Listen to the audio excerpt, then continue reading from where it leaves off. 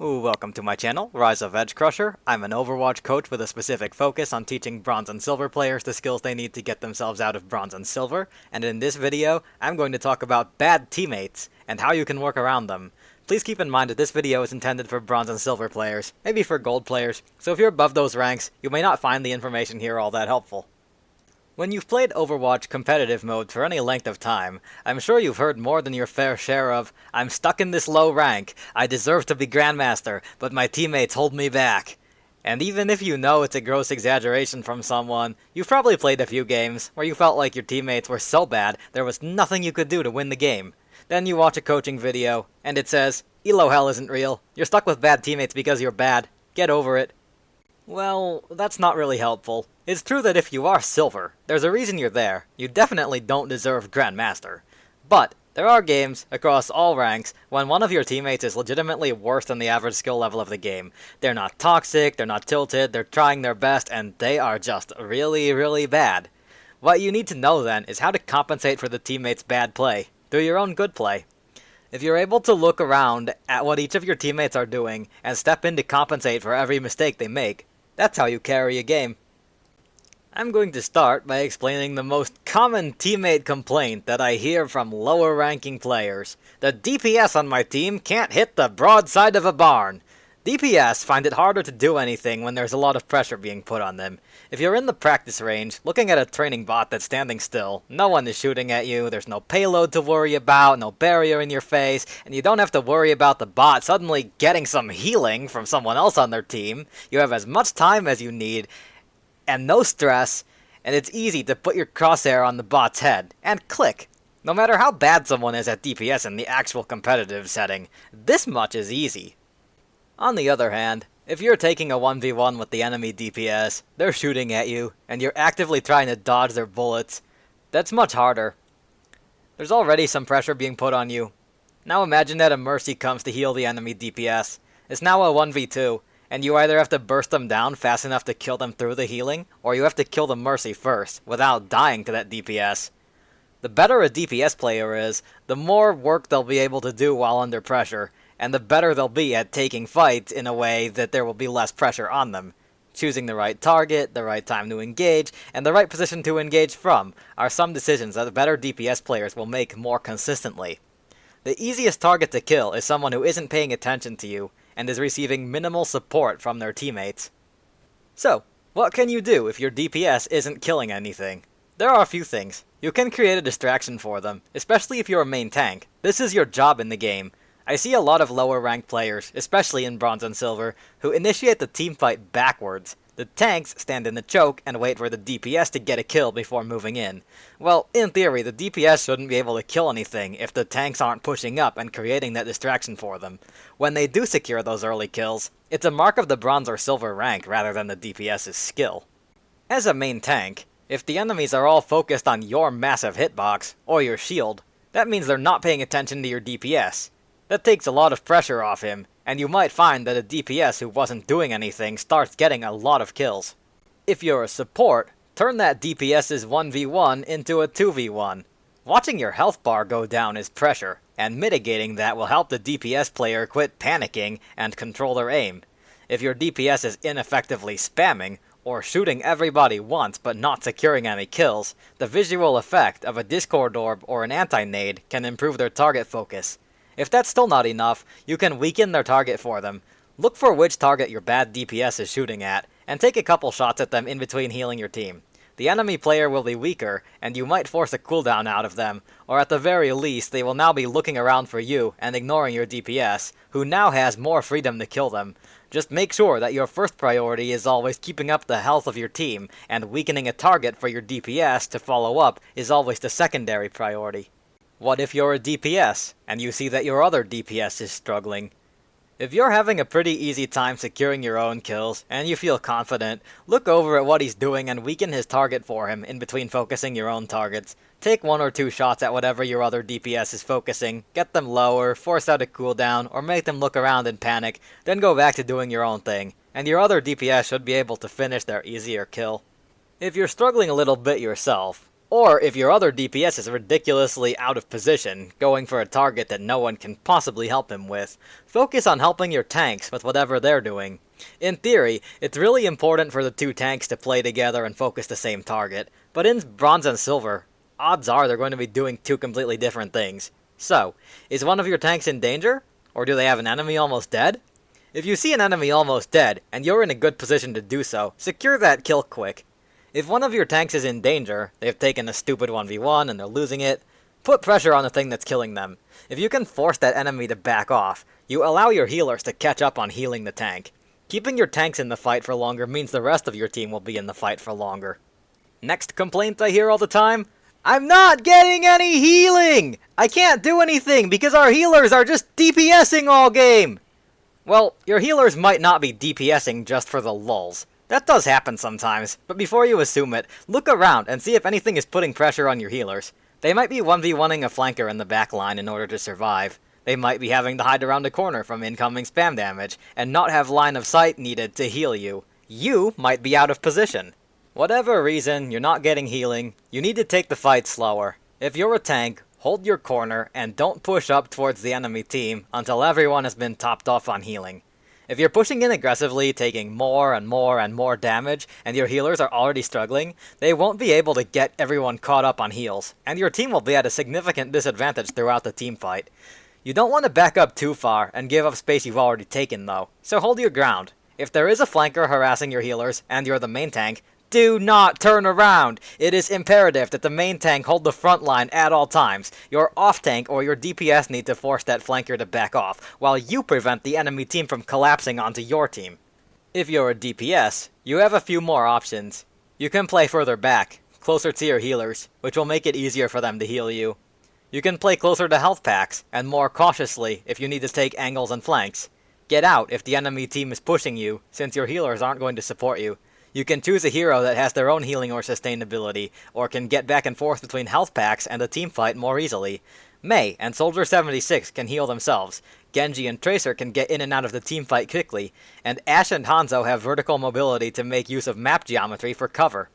And again, when you realize that your team is struggling with healing output, check if anything is pressuring your healers. If you are a healer, and you're watching your second healer DPS all game and ignore critical teammates, think of them as an off healer. Switch onto a hero with more healing output if you need to, and focus your attention hard on keeping your teammates healed. Frustrating though that DPS Moira may be, she will likely weaken members of the enemy team. If you adapt your play to make up for the lack of healing, the rest of your team can follow up on those weakened enemies. If you're a healer, and you see a flanker going for your other healer, give them a bit of healing, then attack the flanker. The flanker is focused on that other person, so you can get them weak. You don't necessarily have to kill them. Simply getting them low, or forcing cooldowns out of them, should make them back off, and then you and your other healer can go back to helping the rest of your team push up. On to the next problem. My main tank keeps putting himself in the middle of the enemy team and dying at the start of every team fight. We've all seen a Rhine who keeps charging right into a spamming Junkrat, or we've seen a Winston who jumps straight onto the enemy frontline whenever his ability is off cooldown. They die before their movement has even come to a stop, and then they complain that they didn't get any healing, and then they come back from spawn and do the same thing again.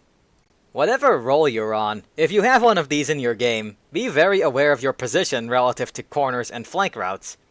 You won't be able to rely on your main tank for protection, so you have to play in a way that the map geometry does that job for you instead. Watch your overly aggressive main tank. As he gets set up to push in, take an angle from which you'll be able to help him without placing yourself in immediate danger. As the off tank, this might mean mitigating damage for him, or focusing his target from the full distance of your effective range. Try to play in a position where you can both support him and your healers can see you. If this isn't possible, you may need to go back and forth between your main tank and your healers throughout the team fight. As a DPS, take an angle. This is some kind of position behind or to the side of the enemy team, from which the enemy team can't easily do damage to you, or from which you can easily retreat back to your own team if things go wrong. The more mobility a DPS has, the better they'll be at taking angles.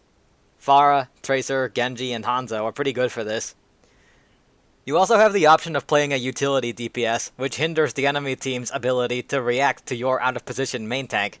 Sombra could hack the enemy main tank, for example, or Mei could split their team up with her ice wall.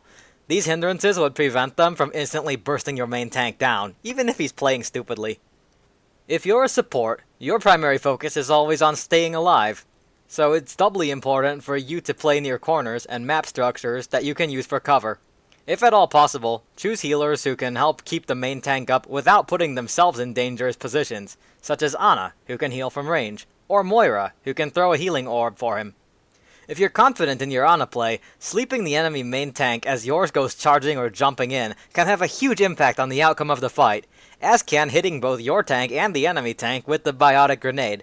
Baptiste's immortality field can also make a huge difference in keeping an overextended tank alive, as long as you can also land your healing shots on him from mid-range. Another common problem in the low ranks, and the one that frustrates me personally the most, is the other side of that coin. Instead of initiating the team fight, the main tank is standing in the choke, just waiting for the DPS to get a pick, and then the DPS can't get a pick because the main tank isn't taking any pressure off them.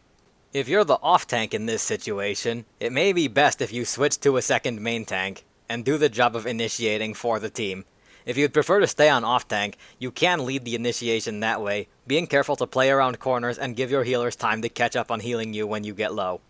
Your goal then is to make sure the enemy team focuses on trying to kill you, without getting stuck in a position where they succeed in doing that, so that they aren't focused on the other members of your team. If you're a DPS, you may find that instead of focusing primarily on killing things, you need to take angles that force the enemy team to back away from your main tank. Pharah is particularly effective for this. Most low-ranking players see a Pharah and they instantly get annoyed that she's there, even if she isn't killing anything. If you fly around behind them, they will likely turn around to deal with you, and leave the front line vulnerable. Just make sure you're playing around cover. Don't hover in the middle of the open. That way you can continue to stay alive and do work. As with the overly aggressive tank, utility DPS are also an option with the overly timid one. A Sombra hack or a Mei wall to hinder the enemy team will take pressure off your second DPS, and the two of you will have an easier time focusing down a target and securing the kill together. As a support in this situation, it's important to recognize that the job of leading the team fight has shifted from the main tank onto the DPS and the off tank. You will need to help your DPS a lot more than usual to win this game, and you should pay less attention to the main tank until they actually get into the fight. Keep the DPS topped off on heals. Use utilities like Immortality Field or Biotic Grenade to give them the advantage in the fights they take, and keep an eye on each other. If you get flanked, there will likely be no help, and you'll need to peel for each other as supports more than ever. That brings this video to the final problem that I hear about constantly from the players I'm coaching. No one is in comms! How can I win if my team isn't coordinating with me? Well, I'd like to start by saying that there will not be more people in comms as you rank up. That's not a thing that you should expect. The only place where a full team is consistently coordinating in comms is the professional leagues. On ladder, even in the Grandmaster rank, you will still have silent games. You will have games with teammates who don't seem to want to cooperate. Start getting used to that idea. Fortunately though, I can teach you how to win with them, and you'll be using a lot of the skills I already taught you throughout the rest of this video. Identify what's going on in the team fight. Is your DPS missing all their shots? Is your tank charging or jumping in like an idiot, or have they been standing in the choke for the past 30 seconds? Are you not getting any healing? If any of those things are going on, you already know what to do. What if something else is going on? Something that I haven't covered here. What if the teamfight is lasting for a really long time, and kill secures just aren't happening, and you can't figure out why?